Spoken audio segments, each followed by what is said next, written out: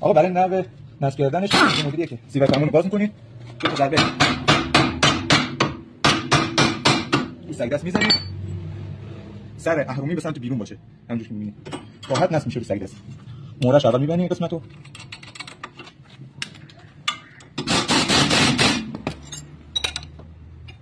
مهره دیگر می‌بندید،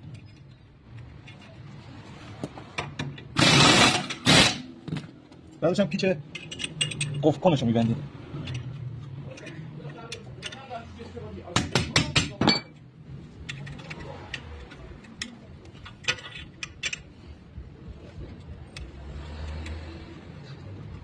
با بوکس لیفته میندازیم و از یک سم با یک سلیفته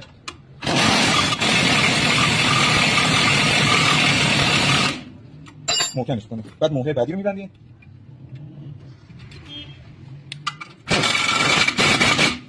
مرحله آخرش هم سیبک فرمون جا میزنید رو اهرمی، دو تا ضربه میزنید و سیبک فرمون محکم میشه. یا نوی نصب بشه. جهت سفارش میتونید طریق تروب ثبت سفارش کنید. مخلصین. نرم شده فرمونه؟ خیلی خوب شد آقا، دست شما در نکنه. داداش میشم عزیزی. با رضایت کامل آقا، دست شما در نکنه. دور زدی خوب بود؟ خیلی خوب شده داشت، عالی شده. دور فرمون همه چی. عالی. راضی هستی ازش؟